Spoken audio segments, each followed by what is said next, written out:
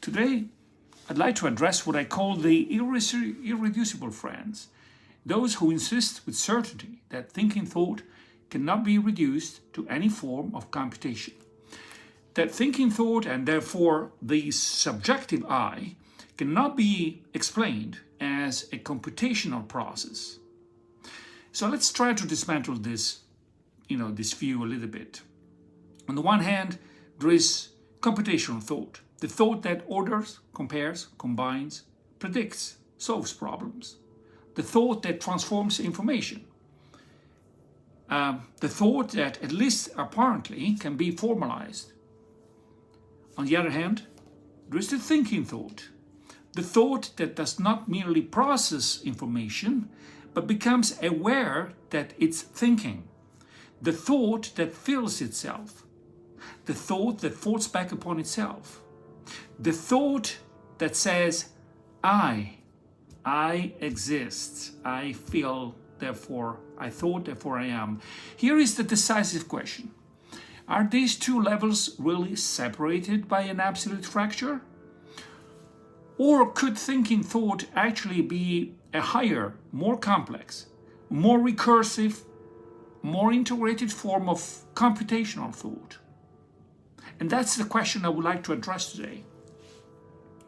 For a long time, we have conceived computation far too impoverishedly, as a linear procedure or a sequence of instructions. But that image is no longer sufficient, because today we know that a system can compute in a distributed, hierarchical, probabilistic, recursive way. It can learn, it can build models of the world, it can correct its own errors, it can integrate internal and external signals.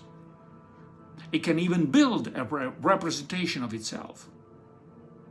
And so, perhaps the problem is no longer, can computation become consciousness? Perhaps the real problem is another. What must happen within a computing system for its computation to cease being mere information processing and become presence to itself? In other words, when does process become interiority? Are we really sure that computational thought, reflective thought, lived thought must necessarily belong to another order of being? I don't think so. I believe that one of the deepest errors in the contemporary debates lies precisely here. We observe a genuine difference in experience and we turn it far too quickly into an absolute difference of substance. But that does not necessarily follow. So why should we not think that thinking thought might be an emergent property of computational thought? Not present, of course, in the single elementary act of computation, but emergent when computation reaches a certain threshold of complexity, integration of self-modeling, temporal continuity, and internal sensitivity. Do you see what's emerging? What's emerging is a complete different image of computational thought. No longer a blind machine applying rules, but a complex dynamic that integrates world, body, memory, prediction, error, and above all, a model of itself. And so my thesis is this: thinking thought is not anything different from computational thought. It is basically computational thought when computational becomes complex enough to bend back upon itself. When it no longer processes only the world, but its own act of processing the world. When it no longer represents any just objects, but also its own position within representation.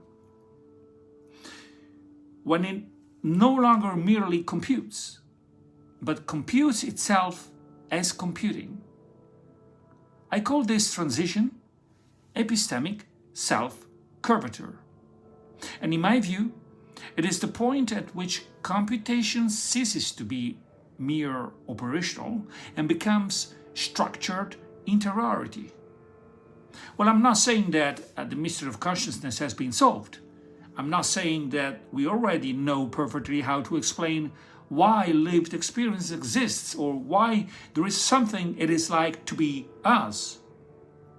That question remains open, and it's a huge question.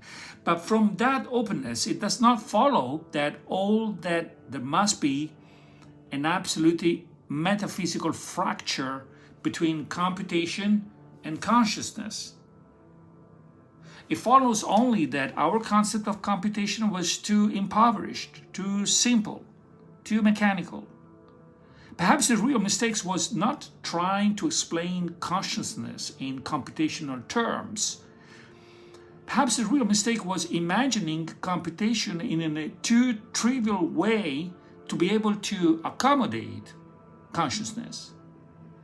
Because if a system integrates its own states, if it builds a model of itself, if it treats the body as a part of its own dynamics, if it maintains continuity through time, if it corrects itself, represents itself as a perspectival center, then perhaps we are no longer dealing with a simple information processor.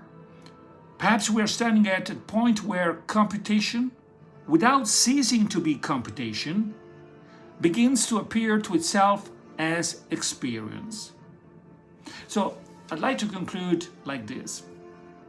The biological body is not a mere support for the mind. It is already in itself a physical informational system, a material architecture that manipulates, integrates, and transforms information. And perhaps this is precisely where we need to shift our gaze. Because what we call the self, the interiority, the thinking thought, may be nothing other than the internal phenomenological effect produced by this geometry of embodied computation.